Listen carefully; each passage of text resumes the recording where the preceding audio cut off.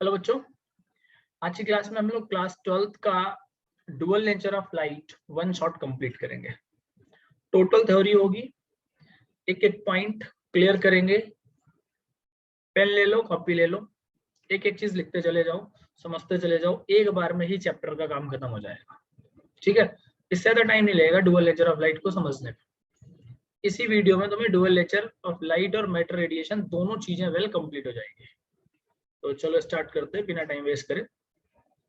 Dual nature of light, ठीक। Notes भी मैं इसी में दिखाता चला जाऊंगा। सबसे पहली बात तो डुअल नेचर ऑफ लाइट हमने क्यों लगाया। अगर आप अपने सिलेबस के देखो तो सिलेबस में क्या है, रे ऑप्टिक्स, वेव ऑप्टिक्स, उसके बाद dual nature of light. Light के दो नेचर तुम पहले ही पढ़ के आ गए, चलो ये तो कह रहे कॉमन बात है। अब इसमें हमने पढ़ा एक वेव नेचर। वेव नेचर किसने बताया था? हाइजेंस ने। वेव ऑप्टिक्स में क्या बताया था कि हाइजेंस प्रिंसिपल ये कहता है कि जो लाइट होती है वो वेव्स की फॉर्म में ट्रेवल करती है, ठीक है। अगला आता है पार्टिकल नेचर, जिसको photon picture of electromagnetic radiation बोलते हैं। पार्टिकल नेचर क्या है? पार्टिकल नेचर आप कई जगह पढ़ते हो। प्लैंक की क्वांटम थ्योरी जिसको बोलते हैं, प्लैंक की क्वांटम थ्योरी के हिसाब से जो लाइट होती है वो किसकी फॉर्म में चलती है? स्मॉल पैकेट्स ऑफ एनर्जी की फॉर्म में चलती है। इन स्मॉल पैकेट्स को क्या कहते हैं? क्वांटा या फोटोन कहते हैं। और एक फोटोन की एनर्जी कितनी होती है? एच न्यू होती है। बिल्कुल पढ़ गया, एच क्या प्लैंक कांस्टेंट क्या, न्यू क्या फ्रीक्वेंसी होती है। क्लियर? वन क्वांटम को ही एक फोटोन कहा जाता है। क्लियर? अब सबसे बड़ी बात कि यार फोटोन की प्रॉपर्टीज क्या होती हैं, थोड़ी सी कंफ्यूजिंग बात है। सबसे पहली चीज तो लाइट से निकले हुए फोटोन है, सोर्स से निकले हैं तो स्पीड ऑफ लाइट के बराबर होगी। तो जो फोटोन की स्पीड होती है वो लाइट की स्पीड के इक्वल होती है जो फ्री स्पेस पे होती है। कितनी? 3 × 10⁸ मीटर पर सेकेंड। सबसे पहली बात आपको समझ में आ जानी चाहिए, फोटोन की स्पीड क्या होती है? स्पीड ऑफ लाइट के बराबर होती है, ठीक। अच्छा, जब लाइट एक मीडियम से दूसरे मीडियम में जाती है तो क्या फ्रीक्वेंसी चेंज होती थी? नहीं होती थी। नहीं होती थी, तो इसका मतलब हुआ कि फोटोन की भी फ्रीक्वेंसी चेंज नहीं होगी जब ये एक मीडियम से दूसरे मीडियम में जाएगा। तीसरी, एच न्यू आप समझ चुके हो, स्पीड चेंज होगी क्योंकि लाइट की भी स्पीड चेंज होती है, मीडियम की डेंसिटी पे डिपेंड करता है। Rarer medium, denser medium. Photon electrically neutral होते हैं, जिसकी वजह से इन पे ना इलेक्ट्रिक ना मैग्नेटिक फील्ड कोई अफेक्ट नहीं डालती। अच्छा, जब एक फोटोन कोलाइड होता है तो क्या होगा? मोमेंटम, टोटल एनर्जी कंजर्व रहती। ये सारी प्रॉपर्टीज हम पढ़ते चले जाते हैं। Intensity of light of given wavelength increase होगी, क्यों? क्योंकि नंबर ऑफ फोटॉन्स बढ़ेंगे। अच्छा, क्या मास चेंज होता है? इसको मैं थोड़ा सा एक कॉन्सेप्ट से समझाऊंगा। यहाँ पे एक फॉर्मूला हमने पढ़ा हुआ है, m = m0/1 - अंडर रूट के अंदर v²/c²। m क्या है? मूविंग मास। यहाँ पे मूविंग मास मैं लिख रहा हूं, लेकिन मूविंग मास से अच्छा आप ये समझोगे mass of body when body moves. ये क्या है? रेस्ट मास, जब बॉडी बैठी हुई है। v क्या है? स्पीड ऑफ पार्टिकल, है ना। और c क्या है? Speed of light in free space. ये फॉर्मूला आइंस्टाइन ने दिया था। अब इसमें केस ऑफ फोटोन लगाओ। अगर मैं केस ऑफ फोटोन लगाता हूं तो फोटोन के केस में v = c होता है। फोटोन की स्पीड किसके बराबर होती है? c के बराबर होती है। तो हमने क्या किया? v और c को बराबर रख दिया। अब अगर v और c को बराबर रख दिया तो m = कितना आ गया? m0/0। समथिंग अपॉन 0 क्या होता है? Not defined. तो फोटोन का मूविंग मास कितना होगा? इनफाइनाइट। रेस्ट मास कितना होगा? 0। तो रेस्ट मास जिसको आप m0 बोलते हो वो 0 होता है, और मूविंग मास कितना होता है? इनफाइनाइट होता है। ये फोटोन का केस है, इसको रट लेना। फोटोन अगर बैठा हुआ है तो मास 0 होगा, चल रहा है तो मास इनफाइनाइट होगा। तो फोटोन के केसेस समझ में आ गए आपको? ये आपने फोटोन की प्रॉपर्टीज पढ़ ली। फोटोन क्या होता है? प्लैंक की क्वांटम थ्योरी के अकॉर्डिंग लाइट एनर्जी के पैकेट्स की फॉर्म में चलती है। पैकेट्स को क्वांटा या फोटोन कहते हैं। 1 क्वांटम = 1 फोटोन, ठीक है। प्रॉपर्टीज आपने पढ़ ली कि लाइट की स्पीड के बराबर होगी, फ्रीक्वेंसी चेंज नहीं। वेवलेंथ चेंज होगी, स्पीड चेंज होगी, रेस्ट मास 0 होगा, मूविंग मास इनफाइनाइट होगा। अब हम बात करते हैं अपने टॉपिक की, फोटो इलेक्ट्रिक इफेक्ट। बढ़िया बात। फोटो इलेक्ट्रिक इफेक्ट होता क्या है उसको समझो। मैंने आपसे एकदम एक कॉन्सेप्ट में समझा कि सर फोटो इलेक्ट्रिक इफेक्ट एक बार में बता दो। सोचो, ये एक मेटल है इतना, ठीक, इसको किसी एक्सटर्नल सोर्स से कनेक्ट कर दो। अब हुआ क्या, इसमें अल्ट्रावायलेट लाइट रेज डाली गई, यूवी रेज या रेज कुछ भी डालो, तो क्या होगा, इस सरफेस से जो फ्री इलेक्ट्रॉन, कंडक्टर में क्या होता है, फ्री इलेक्ट्रॉन्स होते हैं, जो फ्री इलेक्ट्रॉन्स होंगे वो सरफेस से निकलना शुरू कर देंगे। तो प्लस से माइनस करंट जाती है या आपकी करंट जाएगी। तो देखो, मेटल सरफेस से इलेक्ट्रॉन का इमिशन कब, जब लाइट रेज उसमें पड़ती हैं। जब लाइट रेज उसमें पड़ी मेटल सरफेस पे, तो उससे इलेक्ट्रॉन का निकलना शुरू हो गया। इस फेनोमेना को फोटो इलेक्ट्रिक इमिशन या फोटो इलेक्ट्रिक इफेक्ट कहते हैं।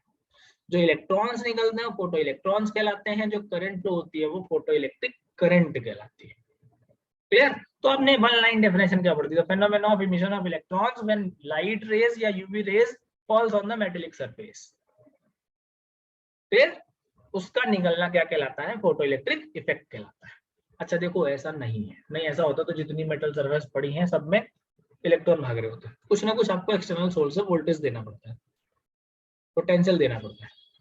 अब पोटेंशियल कम करते चले जाओ, यही समझ लेना, इस वोल्टेज को मैं कम करता चला जाऊं तो क्या होगा, एमिशन ऑफ इलेक्ट्रॉन कम होता चला जाएगा।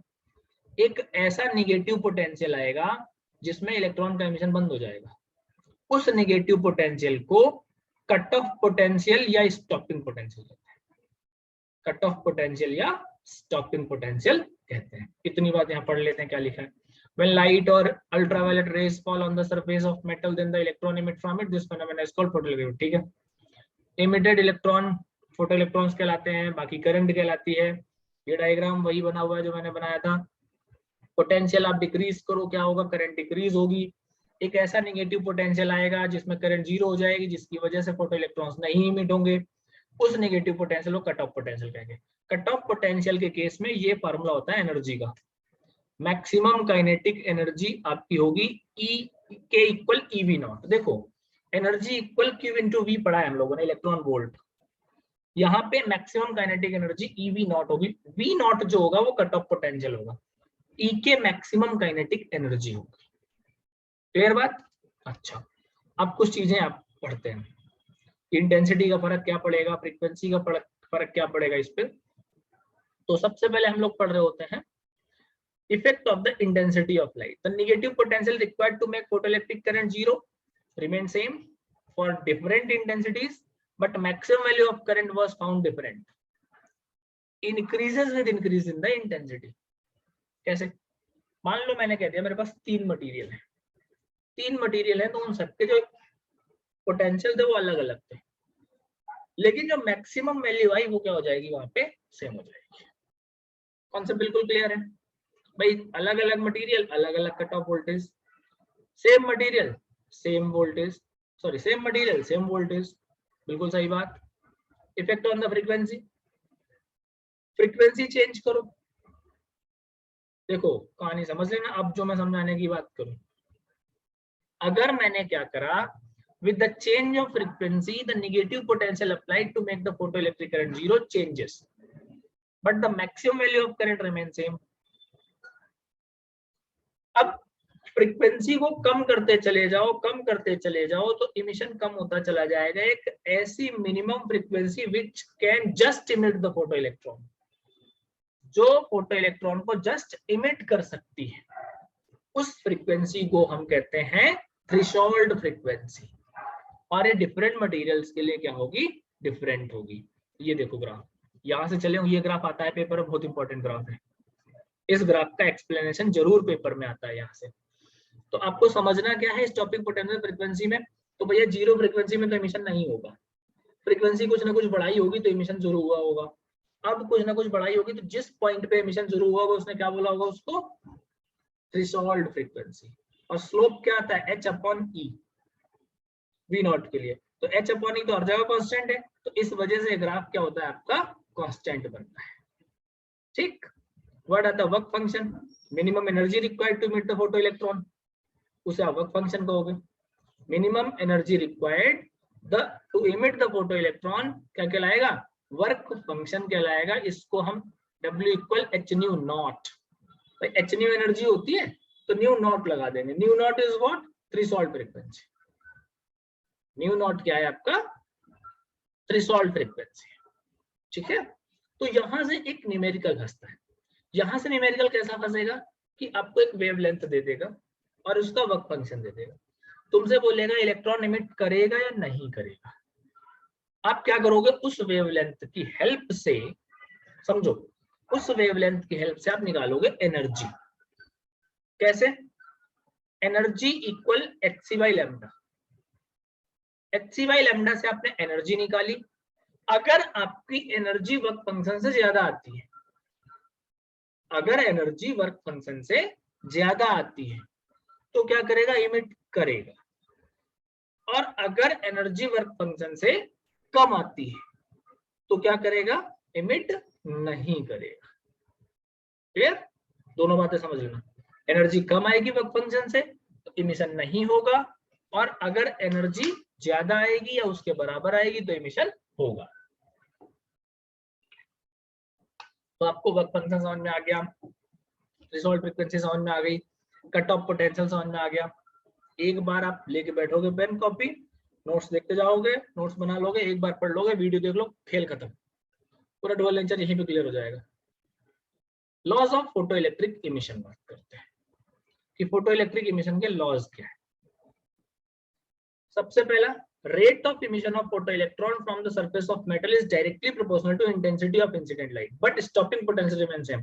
इससे क्या होता है, वन मार्कर फंसते हैं। जो रेट ऑफ इमिशन है वो लाइट की इंटेंसिटी के डायरेक्टली प्रोपोर्शनल होगा, लेकिन उसका स्टॉपिंग पोटेंशियल क्या होगा, सेम होगा। भाई एक मटेरियल है, स्टॉपिंग पोटेंशियल होना चाहिए। लाइट की इंटेंसिटी ज्यादा, रेट ऑफ इमिशन ज्यादा। लाइट की intensity come, rate of emission come. Clear बात।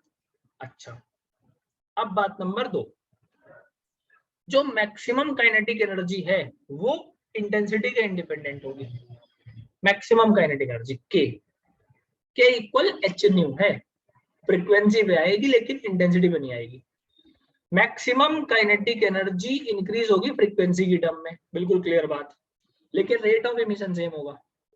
तो रेट ऑफ इमिशन इंटेंसिटी पे डिपेंड करेगा, मैक्सिमम काइनेटिक एनर्जी फ्रीक्वेंसी पे डिपेंड करेगी। ठीक, जैसे ही लाइट इंसिडेंट होगी मेटल पे, इलेक्ट्रॉन का इमिशन शुरू हो जाएगा, मतलब कोई टाइम लैगिंग नहीं है। ठीक है, कोई भी टाइम लैगिंग वहां पे नहीं होगी। क्लियर,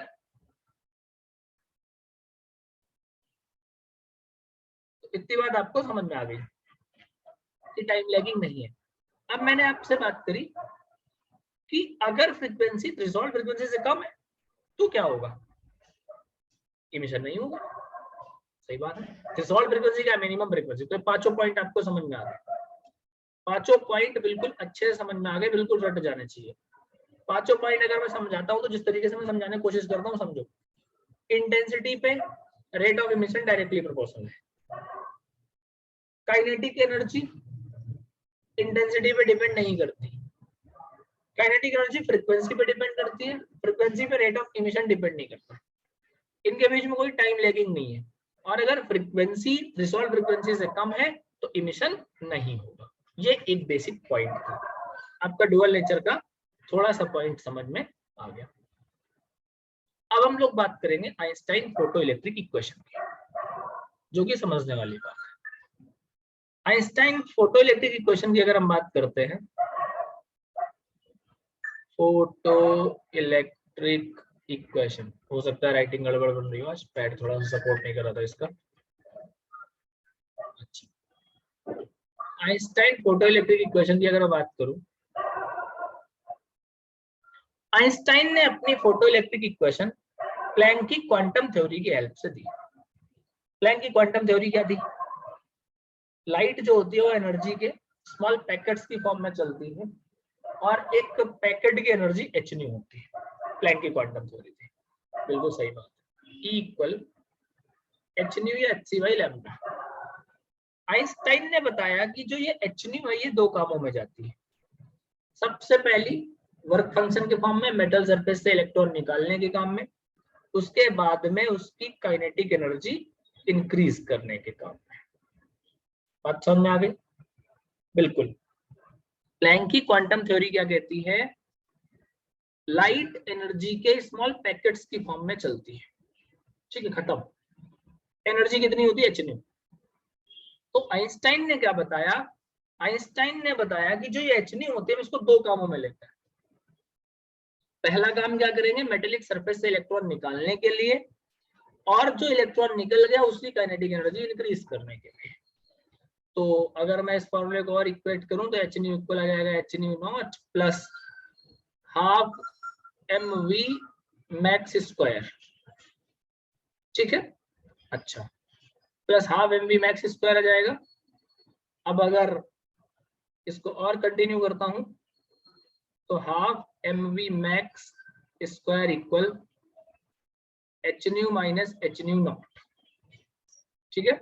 ये होती है आइंस्टाइन फोटो इलेक्ट्रिक इक्वेशन। इसको मैं ये भी कह सकता हूं k max equal h nu minus new. Clear? ठीक है। फोटो इलेक्ट्रिक इक्वेशन की टर्म में ये होता है E V not h nu minus new not. तो वी नॉट इक्वल क्या जाएगा? h by E new minus new not. अभी एक मैंने ग्राफ दिखाया था तो तुम्हें स्लोप दिखा था h बाई ई फ्रीक्वेंसी के लिए, न्यू माइनस न्यू नॉट। कभी कभी पेपर में क्वेश्चन आता है कि फोटो इलेक्ट्रिक इमिशन जो लॉज हैं उनको फोटो इलेक्ट्रिक इक्वेशन से एक्सप्लेन करो। चलो करने की कोशिश करते हैं। देखो, काइनेटिक एनर्जी किस पे डिपेंड कर रही है? फ्रीक्वेंसी पे। क्या इंटेंसिटी पे डिपेंड कर रही है? नहीं कर रही। जैसे लाइट पड़ी इलेक्ट्रॉन निकलने शुरू हो गए, सारे loss clear. Kinetic energy frequency पे डिपेंड करती है। फ्रीक्वेंसी बढ़ेगी काइनेटिक एनर्जी बढ़ेगी, फ्रीक्वेंसी घटेगी काइनेटिक एनर्जी घटेगी। अगर थ्रेशोल्ड फ्रीक्वेंसी से हमारी फ्रीक्वेंसी कम है तो काइनेटिक एनर्जी निगेटिव आ जाएगी, जो कि पॉसिबल नहीं है। जब काइनेटिक एनर्जी नेगेटिव नहीं आ सकती, इसका मतलब कि अगर हमारी दी हुई फ्रीक्वेंसी थ्रेशोल्ड फ्रीक्वेंसी से कम है तो इमिशन नहीं होगा, ठीक है। बिल्कुल एक बार में सारे लॉस समझ में आ गए। देखो आइंस्टाइन ने अपने एक्सप्लेनेशन दी, h new equal h nu naught plus के हाफ mv मैक्स स्क्वायर, उसके बाद एक्सप्लेन कर दिए सारे लॉज। जो मैंने समझाया वही कॉन्सेप्ट आ गया, h बाई ई। ये कॉन्सेप्ट तुम्हारा बिल्कुल क्लियर हो गया। डी ब्रॉगली हाइपोथेसिस की बात कर लेते हैं, वो तो मैं यहीं पे समझा लूंगा। डी ब्रॉगली ने बताया कि अगर कोई पार्टिकल मोशन में है तो उसमें वेव नेचर होता है। डी ब्रॉगली ने क्या बताया कि अगर कोई पार्टिकल मोशन में है तो उसमें क्या होगा? वेव नेचर होता है। अब अगर वेव नेचर होगा तो बात करते हैं। इक्वल एच न्यू होता है, इक्वल एम सी स्क्वायर होता है। कॉन्सेप्ट पे समझो, equal H nu equal M C square, equate करा एम इक्वल क्या आ गया? H nu by C square. Momentum P equal mass into velocity होती है, पहले पुट करी, हमारा P equal H by lambda आ गया, lambda equal H by P. P की वैल्यू एम वी रख दो तो lambda equal H upon M V. काफी इंपॉर्टेंट चीज है ये, केसेस लगाओ। अगर v की वैल्यू 0 है, लैम्डा इनफाइनाइट, मतलब रेस्ट पे पार्टिकल है, वेव नेचर नहीं होगा।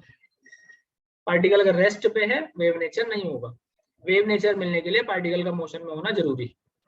काइनेटिक एनर्जी के टर्म में फार्मूला लाओ, k equal half mv square, तो v इक्वल क्या जाएगा? Under root 2 k by m। v की वैल्यू पुट कर दो।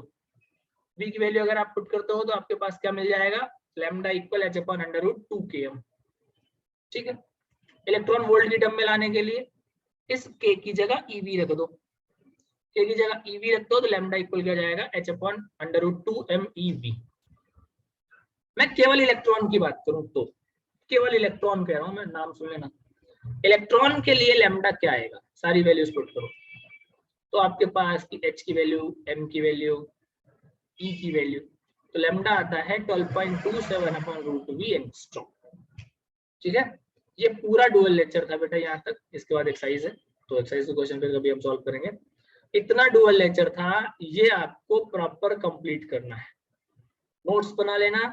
इतना अगर आपने सिस्टम बना लिया तो आपको एक एक चीज समझ में आ जाएगी कि क्या किस तरीके से हम करते हैं। ठीक है, सीक्वेंस में पहले फोटोन का कॉन्सेप्ट, फिर फोटो इलेक्ट्रिक इफेक्ट का कॉन्सेप्ट, वर्क फंक्शन का, फिर आइंस्टाइन फोटो इलेक्ट्रिक इक्वेशन का, फिर डी ब्रोगली हाइपोथेसिस का। इतना कर लेना, डुअल लेक्चर एक बार में ही कंप्लीट हो जाएगा। ओके बेटा, थैंक यू।